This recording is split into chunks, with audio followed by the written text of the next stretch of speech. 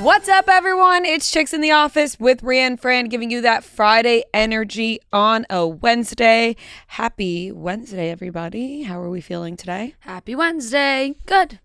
I'm gloomy because it's been raining. I mean, this weather. The weather is is just, we can't talk about it it's every episode, but holy fuck. I know, it's kicking our ass. And then it's gonna get really nice for like 2 days, hot, sunny, and then rain again. Yeah, on the weekends. So, yeah, that's where we're at. That's where we're at. Just rain, rain, rain. Just a reminder, our New York City show is Thursday night at Town Hall. We still have tickets on sale. Jesse from Mormon Wives will be there. There's a lot of drama going on. A lot of drama. So we will be talking about that. So just a reminder, tickets are still on sale. If you feel like you want last minute plans, grab your friends, come hang out. It's going to be a great time. I'm feeling like the delayed tired, you know? Or I feel like I had a little bit more pep in my step on Monday because I'm like still moving. But then Tuesday's the worst day of the week. Yeah, I could agree with that. Yeah. I could get on board with that for sure. Like Monday, you're still coming off the weekend. You're thinking about what happened. Maybe you're laughing with your friends, reminiscing. You're like, hey, you forgot to send the pictures you took, and you're talking about how much fun you had over the weekend, you know? You're ready to start the week. And then Tuesday is just like not even close to the weekend. Right. But then it flies by after that. Tuesday, Wednesday, Thursday, Friday. Yeah. Just, there's 3 more days. Someone sent me a little olive pillow to the office. I don't know who sent it. I was wondering it though. Maybe you just brought that yourself to jazz up the couch. No note. Show it to the camera. No, nothing. What? It's not on camera right now. Oh. There it is. It's a little olive pillow. So cute. I could have taken the tag off. I didn't do that. We'll do it after. But I thought we can leave it in the studio, but it just said my name and there was literally nothing else in it. So that's very nice. I know. So whoever sent that. So whoever sent it, thank you so much. Yes, very, very cute. And now we'll have a little olive. I thought you just brought that to jazz up the place. I just added a new pillow into the mix. And then didn't say anything. Yeah, no. Nope. That was good. I been taking Olive to like a obedience training, like, dog training, obedience training. She's thriving. Teacher says she's so smart. Yeah, just like her mom. She's a genius. Oh, but no, so that's good. But it's it's hard work, like they say. Yeah, it is hard work. Got to keep at it. Yeah, practice. But no, she's good. I was so excited to see her and like snuggle. I could have literally sobbed last night. I was laying on the couch watching TV, and I'm like on my back, but obviously like head turned to see the TV, and Olive was next to me but like more towards my feet, and she got up and she just like stretched and yawned and slowly walked over to me and like truly got as close as she possibly could into the inside of underneath my arm and just plopped her head right on my chest. Right here. Just right here. Up. Just right here. And went, and then did a little deep sigh. And I was like, ah! That's so sweet. This is the happiest moment of my life. Oh my God, it was the cutest thing ever. I was like, don't freak out so that she moves. But it was so cute. Oh, she's the cutest. But yeah, that's really all my life revolves around, is like making sure that she's good. And like now we're busier, so we're delegating tasks. Yes. To just like Gia's watching her this weekend of a wedding, which will be a good test. No, yes. Gia's good with dogs. No, I trust Gia. Yeah, absolutely. For sure. And yeah, that's kind of it. What about you? Not much, really. I mean, nothing. I did really nothing. Yeah. What was yesterday? Monday? Yep. Yeah, I did nothing besides went to the gym, walked some more after that, and then I sat my ass on the couch and waited patiently for Love Island to come on, which is just like... I really wish it was 8 p.m. I really wish it was 8 p.m. Wish it was 8 p.m. Totally, even 7:30. Yeah. And I wish when we talked about it, like we were on time, because now talking about Monday night's episode, we're going to be behind, because when people listen to this, it'll be Wednesday and there will be already an episode on Tuesday. Yeah. Which feels like we're just behind when we're recapping on the podcast, besides on Mondays. Like on Mondays, Monday's we'll be really all the caught only time up. we can get it. Yeah. Right. Because even with no episode on Wednesdays, it's like, well, then there's still Thursday's episode, which we're going to miss. But I do just want to add that my opinion on Ace is already changing, sadly, on Monday. Yeah. On Monday, I talked about how I love Ace and I really don't want him to do something stupid. And then that's what he does on Monday night, which, you know, I think if he explores too much, he's going to end up with fucking nobody. Like, he's forgetting that also the girls have to pick. For sure. And there's a chance they do not pick him because he's... Well, it's so frustrating because it seems like he has the right thoughts for other people's couples. Like, I like that he's clocking Jeremiah right now. I like that he's like a little iffy about it, you know, he's just cautious. And then I also liked what he said to Taylor about Alandria being like, hey, you know, if you slow burn this too much, like she's going to get somebody else. You got to step up your game, the whole thing. It's like, well, my God, look in the mirror. He's giving great advice, but he's not taking the advice he's giving. But I also feel like he just doesn't really like Amaya. Like, I don't know why he picked her. I don't know why he picked Amaya. And he picked Amaya and then was like, listen, like, whoa, don't get too excited, which was just like kind of strange right off the bat. It was. But then Amaya's reaction I felt was like a little over the top because they had they literally just met that day. But then Ace was being a weirdo about like, not, like he was like, okay, don't get too comfortable with me, but like how, like she's trying to explore the connection. And then he's like, he doesn't like babe, he doesn't like being called babe. Yeah. I legitimately was cackling when they had the second conversation at night and Amaya called him babe again accidentally, and she was like, I'm sorry, and I genuinely was laughing so hard because his face, he was just staring at her like so mad that she accidentally called him babe. Like it was just so, it's just weird because I think there's like multiple usages of babe, right? Like I think he got all freaked out because he asked her what she would call her like previous partners, and she had said babe. So I think like he took that as like, oh my God, she's moving way faster than me. But in reality, like she she called her old partner babe, but she also calls everybody else babe too. Like it's not like everybody it's babe. Not an exclusive to her ex-partner.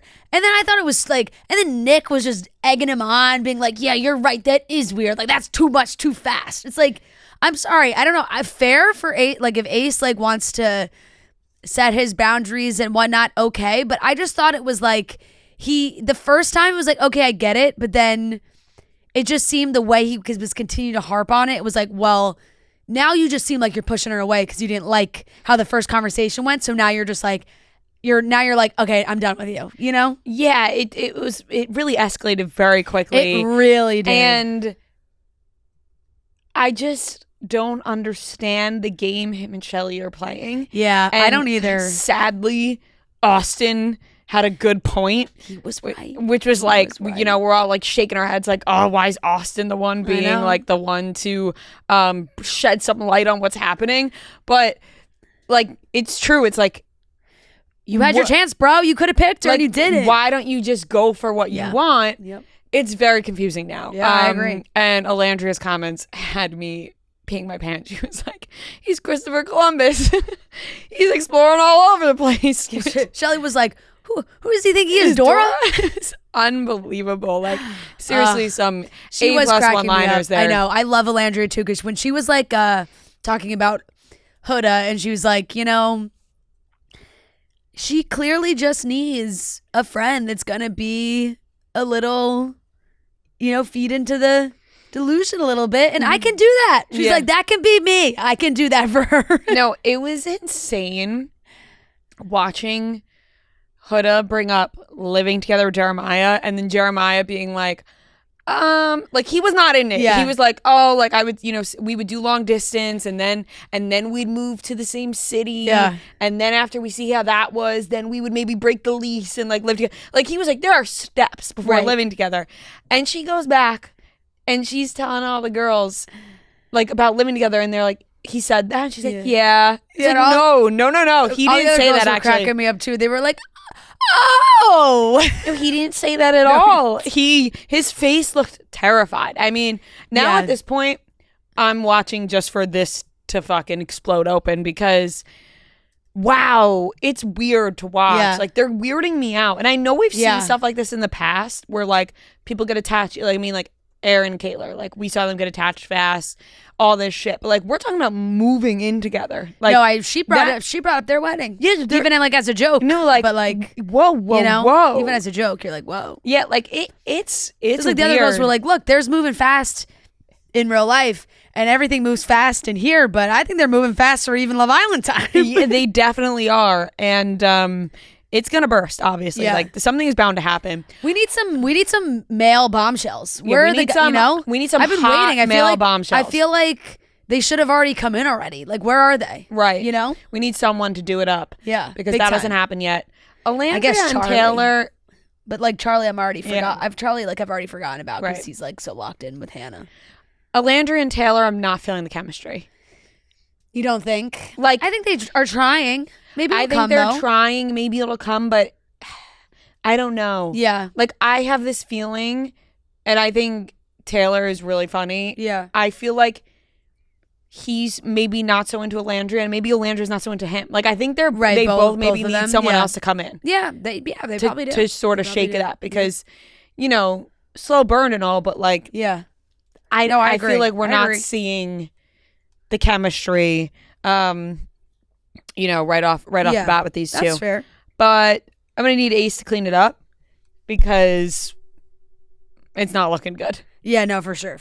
I agree. It's not. He can't be like giving great advice to everybody else and then like really fucking up his own situations. situations. And I do like people are like, tell Ace to stay out of everyone's business. No.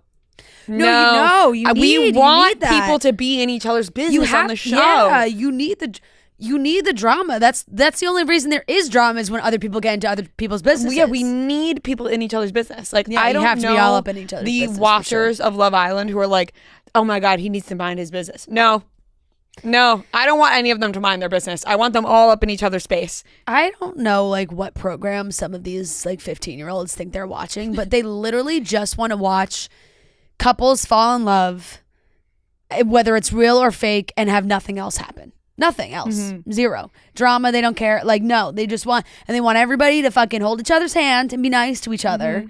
And that's it. And that, you know what that is? A boring television show. It is a boring, that's not TV. No. That's like, that's real life. Yeah. So, yep. I was talking to somebody last night about the show, and they brought up a great point where they were like, Huda crashing out over a guy week one, like, honestly, sort of relatable. And you know what I mean? For sure. Like, maybe not in this way, but like people can relate to that. Getting your head all caught up. It's not the first time it's happened on Love Island. No, for sure. Or just in real life, you get all caught up in a guy you never even talked to. Yep. Right. What's the word I'm looking for? Like faker than that, or whatever, is everyone acting like they're best friends. Or calling each other best friends within 4 days. Right. She's my best friend. He's my best friend. What? Right. You guys don't know each other anything just yet. Yeah. You get like 2 weeks in, it starts feeling like a year. Yeah. You know? Yeah. Then it starts making sense. Yeah. But like all of a sudden, like they're all best friends right away. I'm like, no, you're not. Yeah. And maybe that's because I'm rooting for the drama. No, definitely. I'm sure they all feel that way though, like they they get attached to people so quickly. There's really nothing else to do. Yeah. So you don't have other friends in there to like so it's all of a sudden that's my best friend. Yeah. You're like, you are my best friend because I can't talk to my actual friends. Right. Like right now you are my best friend. Yeah. Yeah, that makes more sense. Yeah. All right, let's get into the rest of the show. We're going to be talking about the Bachelor in Paradise cast was released, some things going on with Miley Cyrus. She was on a couple podcasts, and then also a little, confusing situation at the Beacon Theater on Friday where people were very disrespectful to Miley. Glen Powell's ex-girlfriend, Gigi Paris, speaks out about their breakup and what happened there. We were all wondering. The Love Island Season 6 spinoff trailer has been released, and the judge dropped the Baldoni's suit. Yes, Baldoni's $400. First Blake Ryan in the New York Times. Yes, $400 million lawsuit.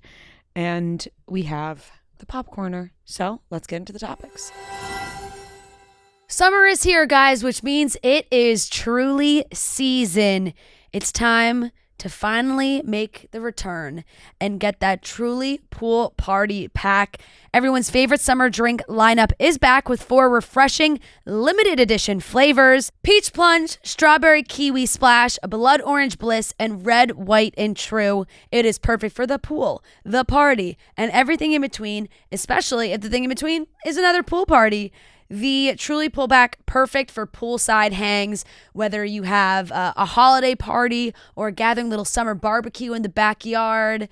Wherever you're going, you got to make sure you got that Truly Pool Party Pack with you. The flavors are delicious. Blood Orange Bliss, so good. I also love the Red, White, and True. Those are my 2 favorites. You can find Truly Hard Seltzer and the new limited time only Pool Party Pack at a store near you, or locate it at trulyhardseltzer.com.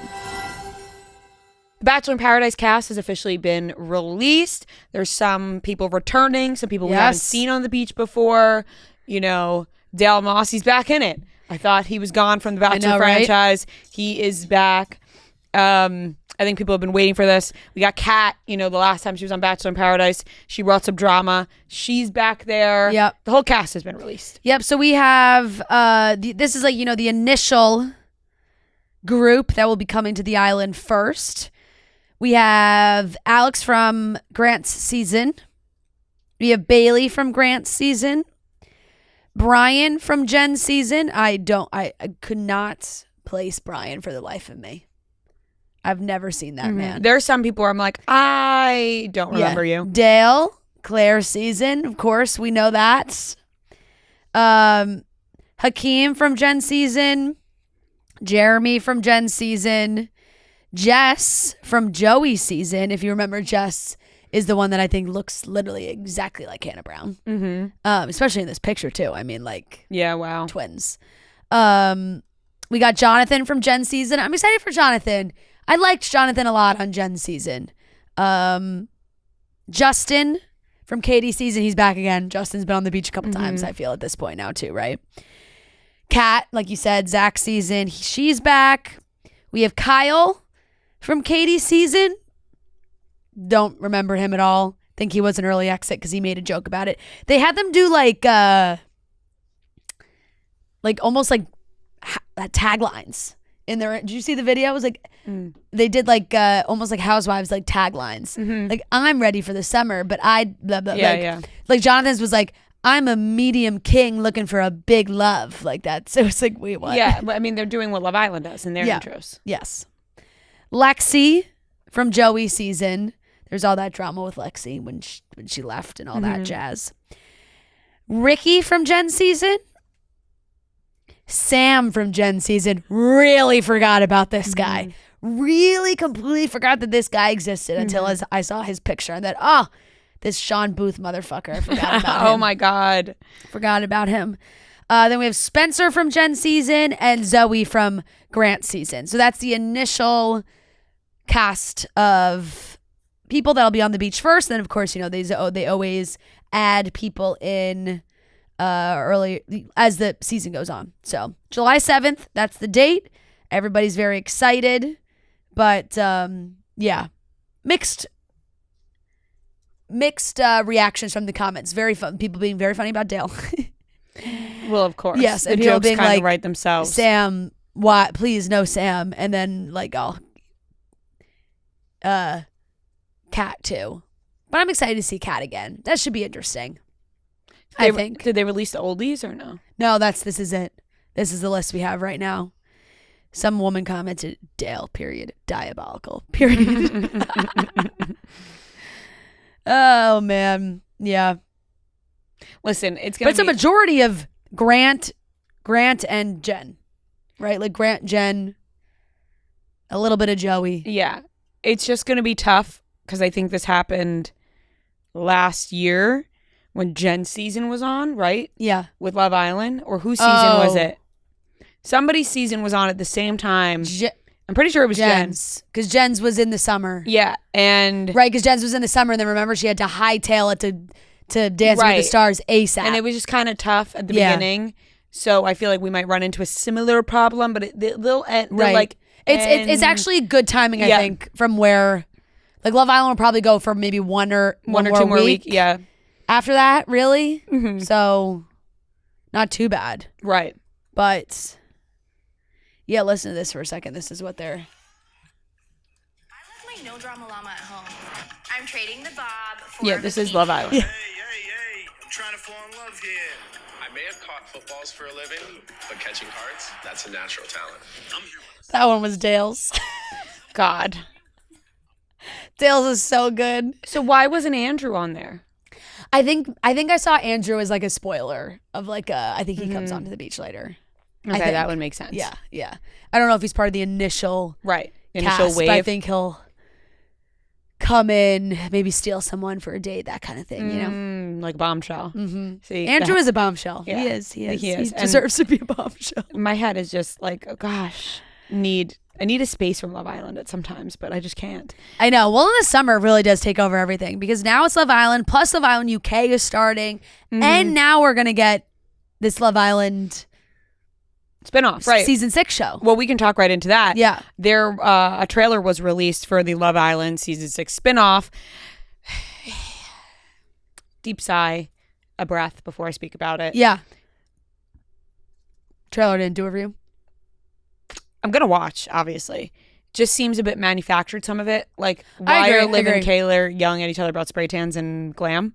Like, it seems like fake fight that they've maybe been dragging on. Or maybe it's real to them. I think, it could be real to be honest, them. I think that is actually a real fight because objectively, it is stupid for reality TV. So it's like, oh, the best that they could put in the trailer is them fighting over a spray tan. It's like they must have really been fighting over a spray tan. Right, which I get. I don't know. Some of it just seemed manufactured to me. Yeah. No, I think it was I don't know if it was maybe like the editing style. I think it was maybe the editing of it, sort of like the editing of the trailer, because it is something that they haven't done before of like taking a Love Island. Like, I don't know if it was just our own brains having a hard time comprehending watching them like not in the villa, if that makes sense. Maybe. Like there was something about watching them out and about that I was like, this feels like candid camera. Like, I don't know. I was Put like, the Sims back in their place. Yeah. I was like, this looks like almost like a America's Home movie. Like it was like they were, I don't know. It was weird. Yeah. But then also at some points I was like, the cameras look so clear. I don't know why. I don't know. I was torn about it as well.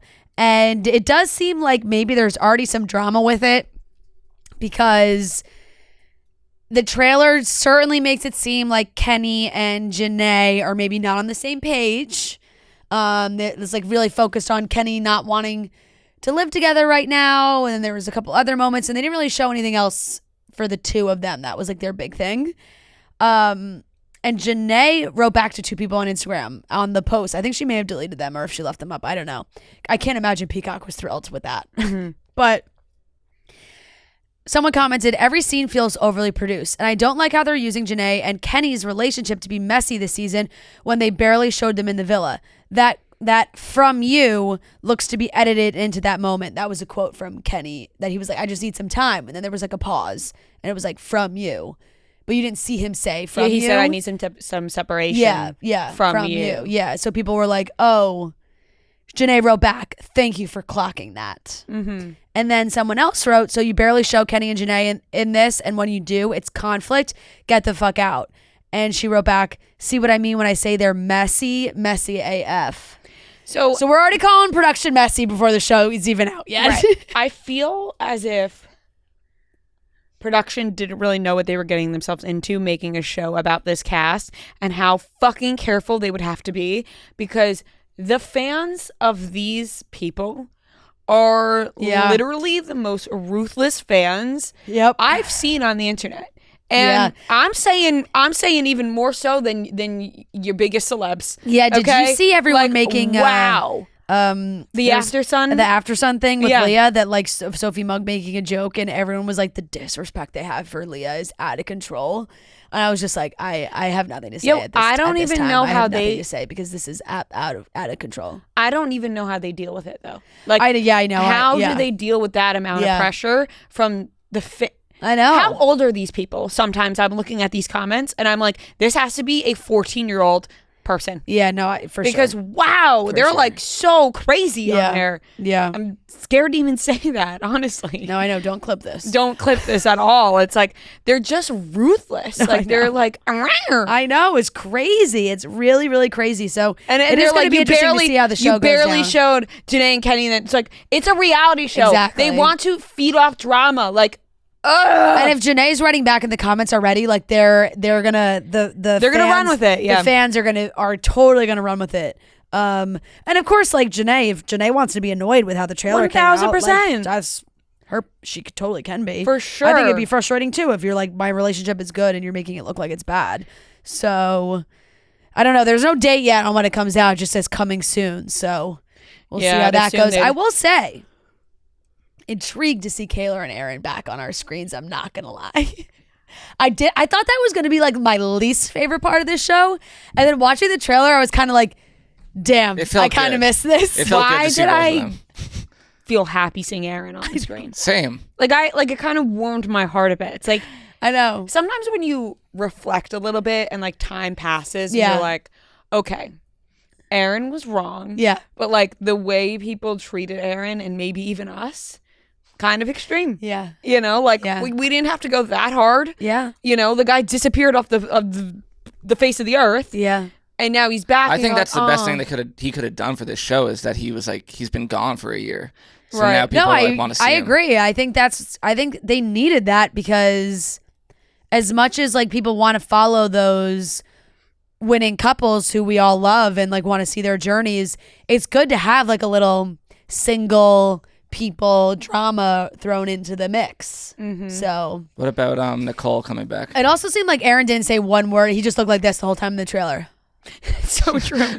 Maybe that's why. It's because we didn't see him speak. Wait, I saw like he just like I saw a meme that was so funny. That was Kayla being like, "So you haven't had sex since we were in the villa," and it was, and the caption was like, "Lying in British, no." Yeah.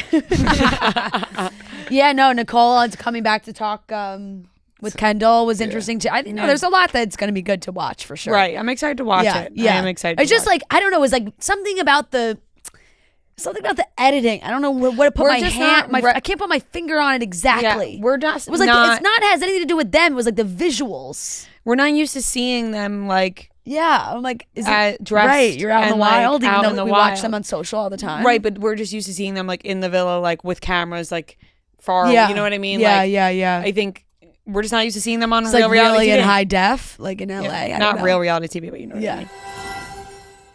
The only thing we love as much as you guys is delicious cocktails. We started our tour thanks to Rum Haven being a part of it. We are drinking delicious cocktails with Rum Haven, and no one serves up real delicious drinks like Rum Haven. Rum Haven is made with real coconut water and no artificial flavors or preservatives for a clean, refreshing taste. You can't beat the taste of real coconut water. It's delicious, it's clean, and it's refreshing. You could drink it straight over ice. You can mix it with a nice little fruit punch. You can mix it with some juice. You can mix it with an iced tea. Whatever you are feeling, you want to mix with your Rum Haven, it works and it is delicious. We've been drinking it at shows.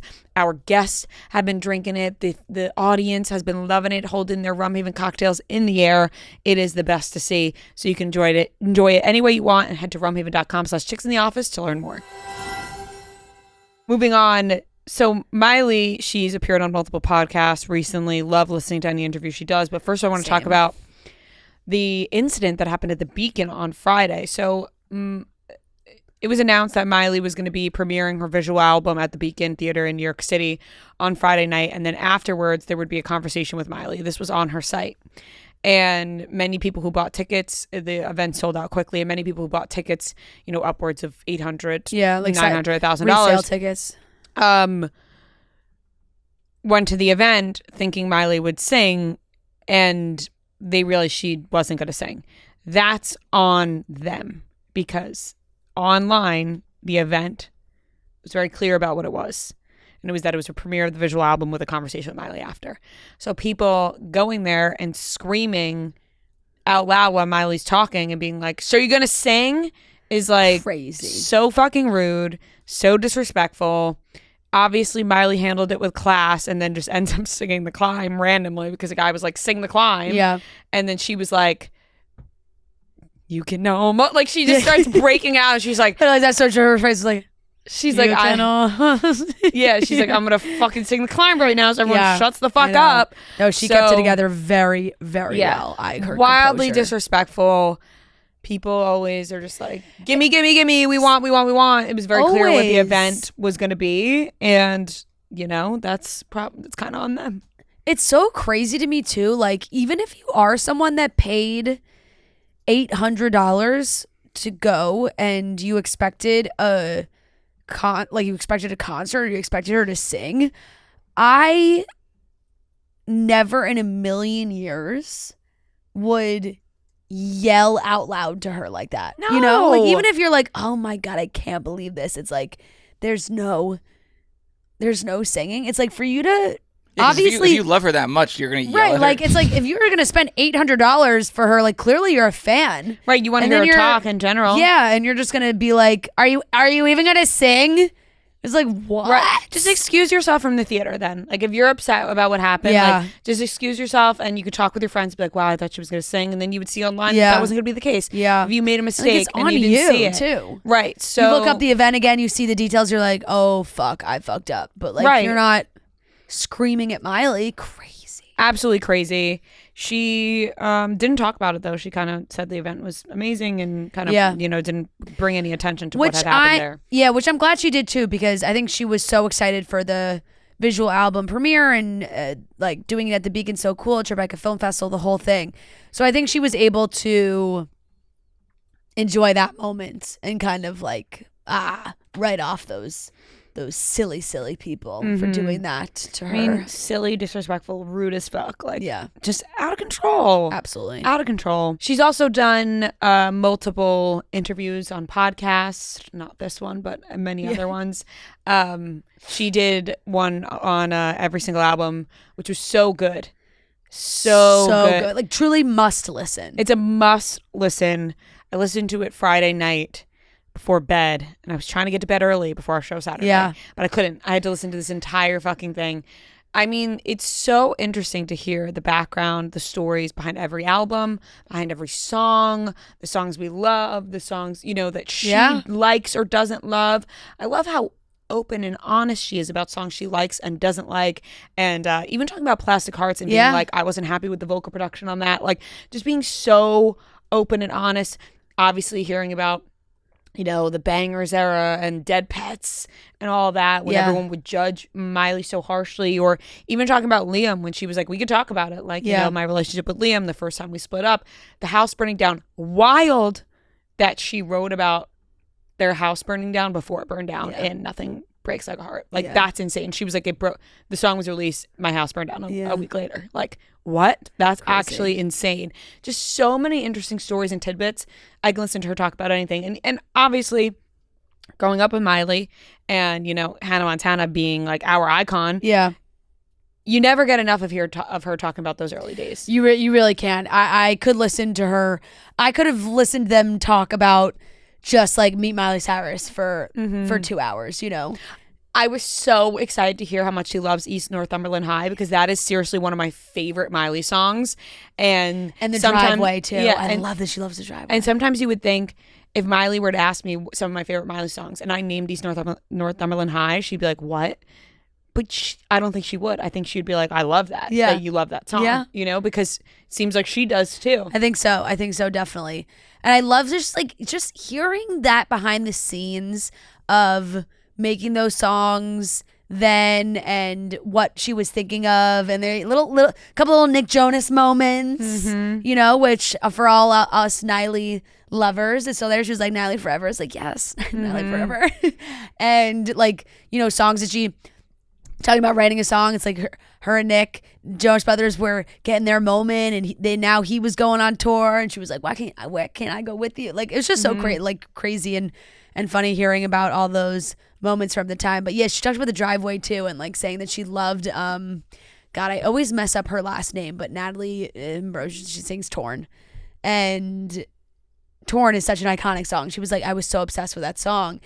And then if you listen to that and like you hear it in the driveway, which is really cool.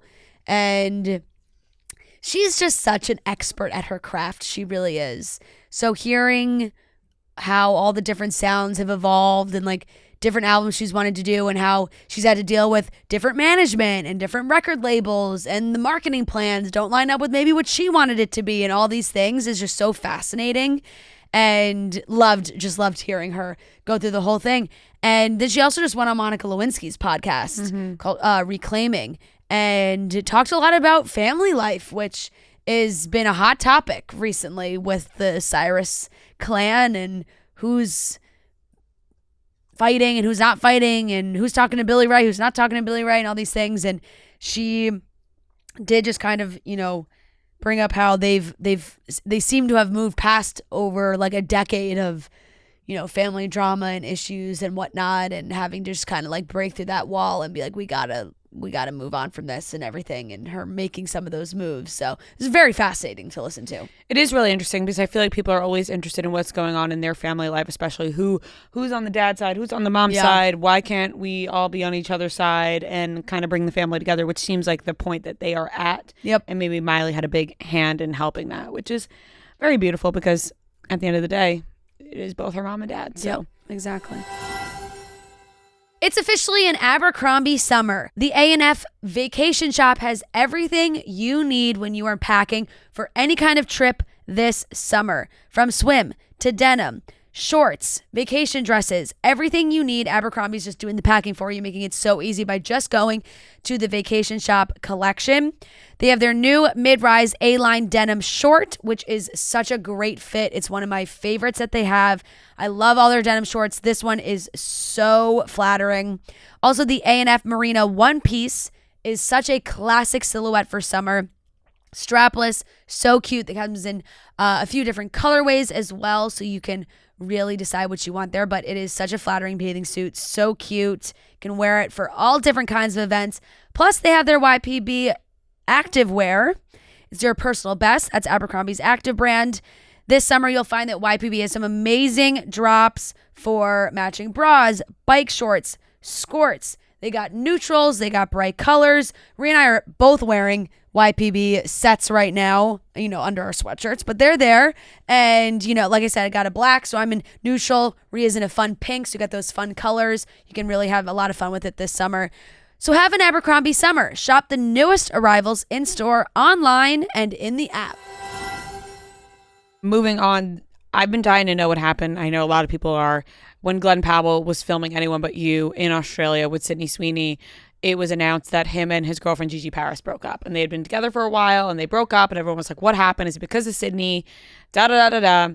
Well, Gigi Paris spoke about the breakup publicly. Yep. And she said that she was going to visit Glen Powell and had everything set.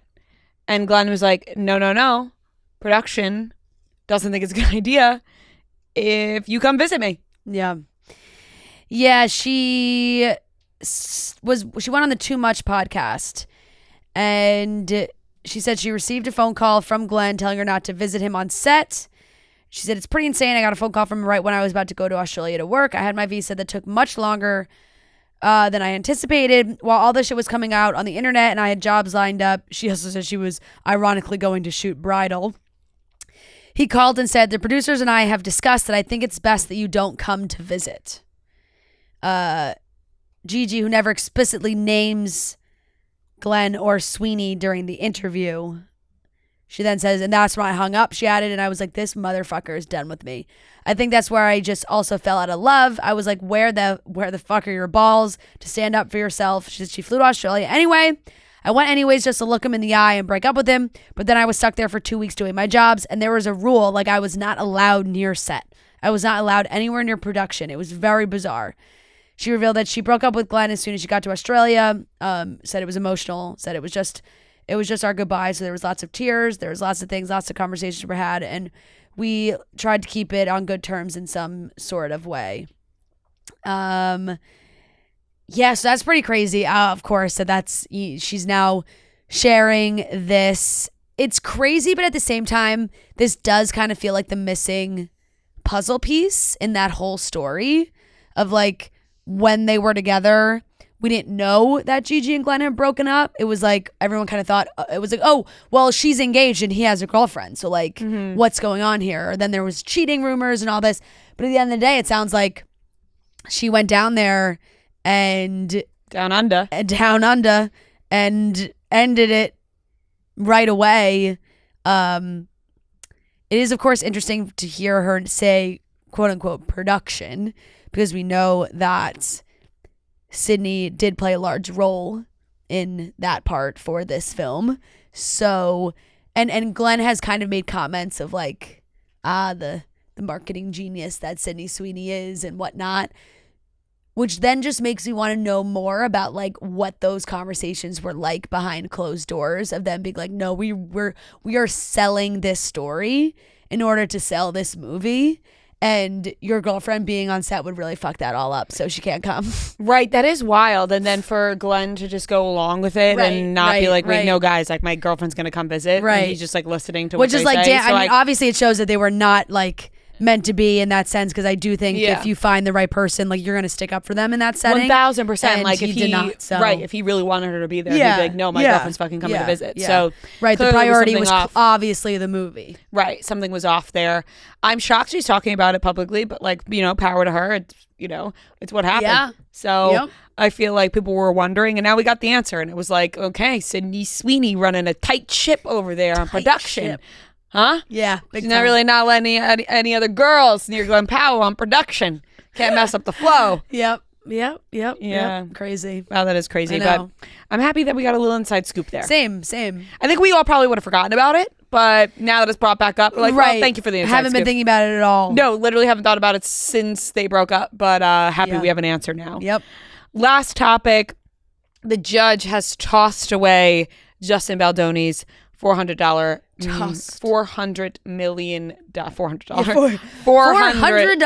Yeah, $400 million lawsuit towards Blake Lively and Ryan Reynolds. Yep.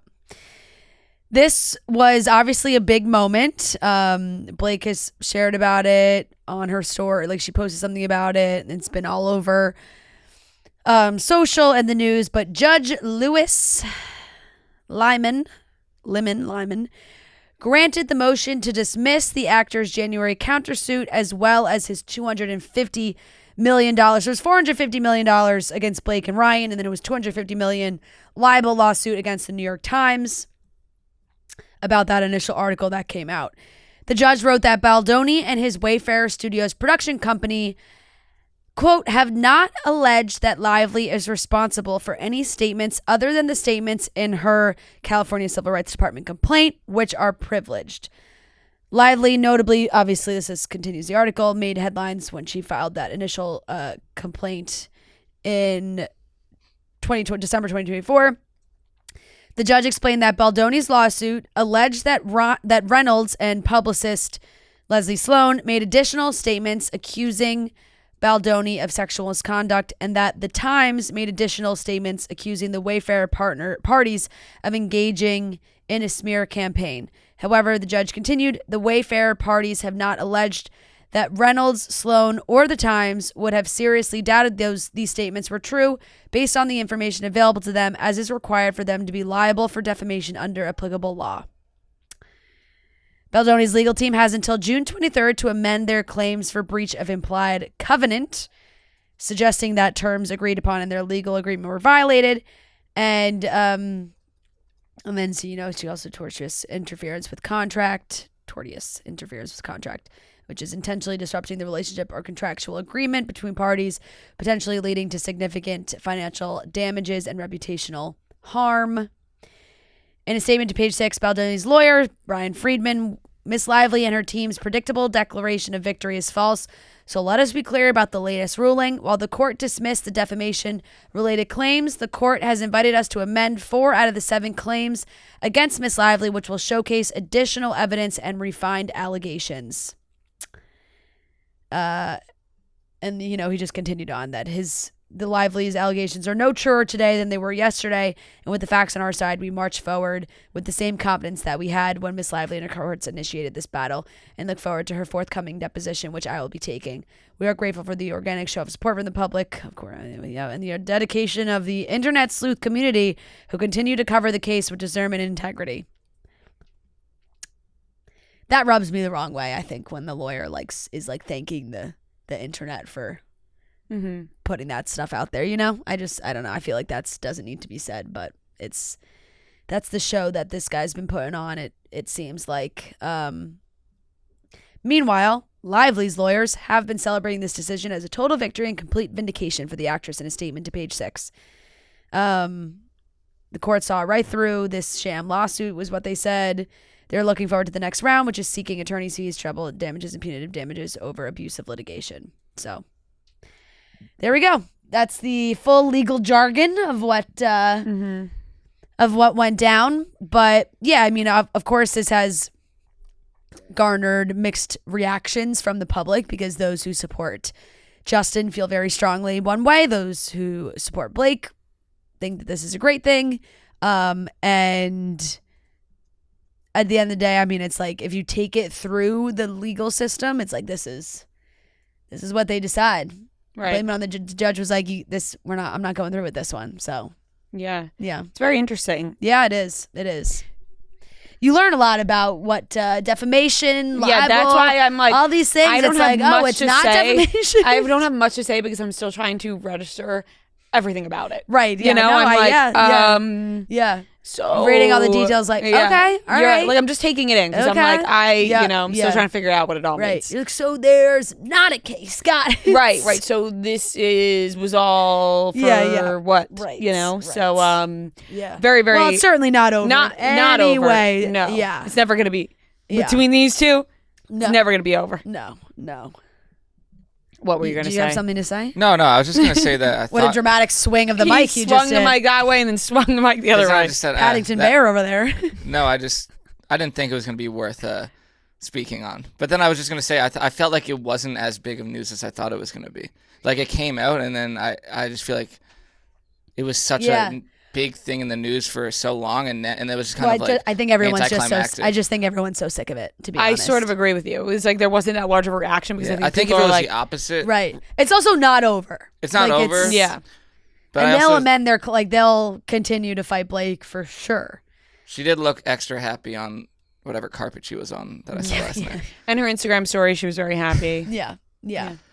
So no, I do, and I really do think people are just like pretty tired of hearing about this. Right. I saw the news too, and even just like the initial graphics posted on Instagram from all like every entertainment outlet, it's like all the comments are like, "Can we be done with it?" Yeah, I think everyone's in agreement. And they're kind of over the story at this point, For sure. which is crazy because it's obviously people's real lives, right? Like it's a lot of people affected. Baldoni is still very much dealing with this, and Blake and Ryan are very much still dealing with this, and like now people were so fucking invested, and we're like berating them at every point for both sides, really, and now everyone's like, bah, don't care. Yeah, they're like, all right, well, it's dismissed. You're like bored now. Oh man, crazy. All right, that wraps up the topics. They don't make it easy to buy concert tickets these days. You got to sign up for the pre-sale, get in the queue, and by the time you get through, the best seats are gone. Going to a concert should be about the show itself, not waiting in a virtual line. Game Time makes getting tickets faster and easier. Prices on the app actually go down the closer it gets to showtime. Plus, the Game Time Picks feature makes it even easier to find the great deals on the seats that you want. Just pull up your chosen event and turn on the GT Picks setting at the top of the screen, or browse the best local Game Time Picks deals near you on your Game Time app homepage. Guys, there are a ton of events happening right now in the summer. Concerts, baseball games, Broadway shows, whatever you want to go see. Game Time is the place to do it. Get the Game Time app. You could check out everything Game Time has to offer. So what are you waiting for? Get to that baseball game, okay? The weather's getting nice. It's about that time of the year. You don't want to miss out. Take the guesswork out of buying tickets with Game Time. Download the Game Time app, create an account, use code CHICKS for $20 off your first purchase. Terms do apply. Again, create an account and redeem code CHICKS for $20 off. Download the Game Time app today. What time is it? It is game time. Welcome back to the Pop Corner, where we're taking your voicemails, your hot takes, your opinions, whatever you want to talk about. Let's get into it. Noah, play the first voicemail. Hey guys, it's Victoria from Key West, Florida. I am confused why Dale Moss is on the beach this summer because he's been dating Gailey Alex, They who's broke like up. a big TikToker, home designer, for 2 years, and I didn't know that they Clearly they broke up. I guess they did, but now he's been seen with Remy Bader. Sorry. So I don't know what is going on when he had time for the beach between all the rumors. But I think he's just trying to stay relevant and needs to just find a job. Thanks, bye. I'm sorry for my immediate guffaw, but there's Dale Moss and Remy Bader rumors? No, there's not. No, I feel like I there's think they're not. friends. Yeah, I think they're just friends. Dale and that girl have been broken up for a while, I will say. Not to be a Dale truther here, but I know for a fact that I remember seeing rumors that they broke up, I mean, maybe even like a year, like months and months ago. Yeah, and I feel like Remy has like openly addressed, like I feel like this happened like months ago, maybe like a year ago. Yeah. Where people were like Remy Bader and Dale, and she was like, we're just friends, something like that. Like, why is that ringing a bell to me? I don't know, but I have not seen recent Remy Bader and Dale Moss rumors. No, I have not either.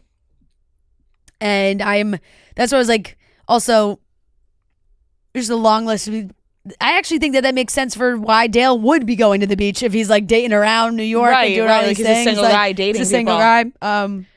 Yeah. He's certainly single. I actually think for him to be on the beach shows how single he is. Right. I agree. Right. Like, he's clearly It's single like, you know if he's what? on that beach. I'm so single, I might as well fucking go to paradise. Yeah, that's true. That is true. And it's been just enough time for him where it's like he was talked about so much and everything he did was watched in the Claire relationship and the breakup and who he was dating after that and everything. And then it starts to quiet down and maybe he's uncomfortable in that silence, you know? Yeah, right. He wants people talking about him again. Wow. Hi, Ria Fran. It's Naya from DC and Noah. Shout out to you, Noah. I have a bit of a hot take and a question. So I wanted to get into rewatching One Tree Hill, which I watched like back when I was in high school. And the hot take is I realized it is one of the worst shows to rewatch, period. And it was confusing because I loved watching One Tree Hill the first time around. So question is, what show have you guys absolutely loved and went to rewatch and you realized like, kind of terrible? And not just from like nostalgia sake, but like, no, this is an actually terrible show. Thanks, y'all. Oh, well, first of all, heartbreaking Huge hot statement because One Tree Hill just gets better and better to me every time I watch it, in my opinion. I have my answer. I do too. You go first. Okay. You think it's probably the same? No. Oh. Because I don't think you watched this or if we've talked about it. Okay. So for me, I love it still. And like, I will enjoy watching it. But the last time I did a Gossip Girl rewatch, I was like, there's parts that are a struggle, you know? But it is like, it does have that nostalgia and there's so many crazy points that I was like, you're still so locked in. But objectively, when you step out of it, you're kind of like, wait a second. I can agree with that. 90210. That's a good one. I don't think I really ever gave 90210 like a full rewatch. Like I watched it completely when it was on air. That's what I remember and talking was about like, then. Yeah. like I loved it when it was on air. And I definitely want to say I've maybe tried to rewatch it and have given up like very quickly. Yeah, at first, I tried rewatching it recently, and at first I was in, and then I was out. I was like, this is way harder to watch this time around. So yeah, that's one of them for me. Yeah, I think that's so fair. Yeah. I think that's so fair. The OC, on the other hand, is Slaps every time. Yeah, that's a rewatch. That's a rewatch that hits, in my opinion. One Tree Hill is for me too, honestly. Like that's also there. Like a Grey's Anatomy, like I could start from the beginning all the time also, you know. But yeah, I think Gossip Girl is probably Good my question. answer. I would love to see other people's answers on that. Hey, gals and Noah. Okay, so not really quite sure that I understand what an industry plant is, but my hot take is that I think Lucy Hale is one. I feel like she's been in like a gazillion movies that are never in theaters and that I've never seen, but she's always like promoting a movie. And so then I looked, she's got like 23 million followers on Instagram. What? How do you have 23 Pretty Little million Liars. followers on Instagram? Biggest from Pretty Little phenomenon Liars. ever. 'Cause Yeah. that's all I've ever seen her in. So curious to see who you think like could be an industry plant, you know, whatever that means, and thoughts on Lucy Hale. Thanks. Bye. Love you. You know, I think we may have different definitions of industry plant. Yeah, I agree. Because I would imagine that if you're an industry plant, you're actually just like tossed into a bunch of like mega blockbusters and not like small direct to streaming movies. An industry I actually think plant- Lucy Hale's grinding and like trying to, you know, she's getting jobs and she's working. And I've actually loved a lot of the movies that she's done. The Hating Game, big fan. She did a couple other ones that I really loved. And yeah, I don't really think that she's an industry plant at all. I think she kind of like works her ass off. Yeah, the industry plant would meaning like somebody who miraculously appears out of nowhere with this fame that they don't even know where it came from. Yeah. Whereas like Lucy Hale, you can pinpoint it was Pretty Little Liars. Yeah. Pretty Little Liars. I think we forget how big Pretty Little Liars was. so ginormous. Yeah. And that's like what happens with these shows. I mean, think about Outer Banks. Like those Yeah. kids have millions of followers just solely from Outer Banks alone. Right. And I feel like Lucy Hale was really the like star of that show. You know, like I feel like as an actor, she was brought up the most. Maybe that's just how I remember it, but I just feel like she was such a big focus of that. I mean, Ashley Benson also has 23 million Instagram followers. And so does Lucy Hale. And, gosh, I do always forget what the other girl's name was that's married to the guy from Suits. Troy? Troyan. Oh, Troyan. Yeah, Troyan. Troian. Yeah. Yes. Yeah, 16 million. I mean, Right. that's still an insane amount. And when's the last time you saw her at something? Right, exactly. You know, Mm-hmm. I just like struggled to come up with her first name. Right. It's 16 million. Right, Yeah. 16 million. Pretty Little Liars. Pretty Little fame. Liars, massive. Huge. Massive. Now that's one maybe I would rewatch just because I haven't watched it since it like aired on That's a good TV. one. You know? I haven't either, and I also would love to maybe watch the whole thing in its entirety because I gave Same. up. I gave up too. I think I stopped watching after season 4. I'm same boat as you. I was like, I don't know how much I can keep up with this. Maybe 3 or 4, somewhere in there. I felt that about Riverdale recently too. I was like, damn, I would actually like to know how Riverdale came to an end because I stopped watching that too. And when it first came out, it was appointment television. Oh my God. Season 1 of Riverdale. Amazing. I felt that way about Pretty Little Liars premiering in the Amazing. end of summer. And Yeah. it was like, ooh. Yeah. Introducing innovation from the award-winning #1 dry shampoo brand. In the US, 1 can of Batiste is sold every 1.3 seconds. The new Batiste Light Dry Shampoo is their lightest dry shampoo. It blends seamlessly into your hair and leaves no white residue. It's lightweight and non-gritty, absorbing oil and grease for a cleaner-looking hair without weighing it down. It's lightweight, so, you know, really you can use it on the go quickly for touch-ups. Like we were using it for touch-ups for our live shows. It makes it so easy, especially also if you just want to get that blowout looking a little bit fresh. Get that Batiste Light Dry Shampoo. Comes in 2 soft and subtle scents, Mellow Melon and Zen Matcha. They both smell fantastic. It's great on your hair and easy on your wallet, so you don't have to worry about, you know, continuing to pay for that blowout price over and over. You get that blowout, and then the Batiste Light Dry Shampoo continues it going for you. So buy the Batiste Light Dry Shampoo online or in store at your nearest retailer. You know that new Amazon show is coming out I'm really excited for. Off the book. We Were Liars. I think that comes out in like 2 weeks. Not even. I think that comes out next week. The 18th, I think it is. The second season of that? No, the first one. Oh, I was First thinking season. if One of Us is lying. No, yeah, different. Okay. This is We Were Liars. Gotcha. Yes. A lot of lying. I know. Yeah. I just think it's actually like a perfect little warm up to Summer I Turned Pretty season 3. true. Like Amazon Did you- Prime's doing this Can one you believe first, and then they're doing one episode at a time? didn't see that. I saw that. Fuck. 1 episode per week, apparently. Did they do that for the second season? I kind of think they might have. So we won't know until October. No, they didn't. They did.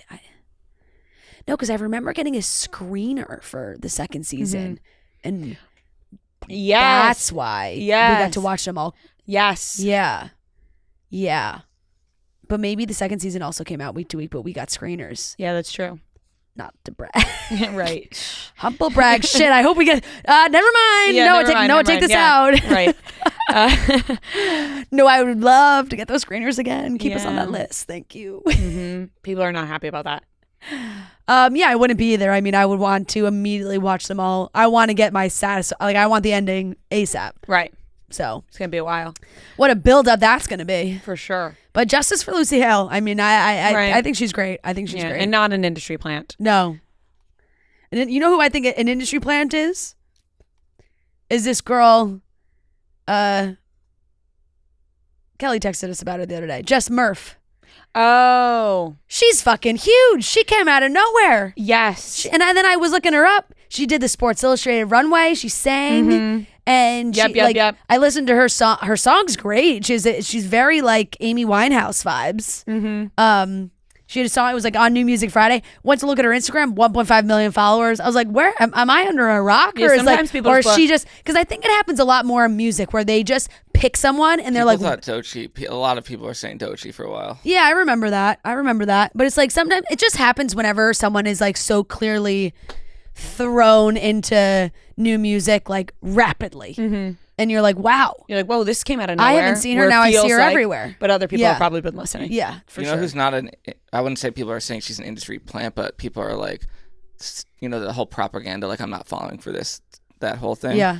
Addison Rae being like a music star, and now people are like, she's an actual pop star. Like there's a ton of people like, I'm seeing the side of the internet that's like, are we actually like, is this a serious thing that she's that they're saying they're not falling for her being a pop star? Yeah, like she got a great score from like Pitchfork on her new album, and people like are randomly now starting to say like they're her favorite pop star, like not in a joking way. Like I actually would say that's propaganda. I am following for her. I think she is a pop star. Same. I think she has all the makings of a pop star. I absolutely think she's a pop star. Like music, are you listening to her music? You're like, let me put on some Addison. I actually... Well, her album just came out. I was literally listening to the new album on my walk to work today.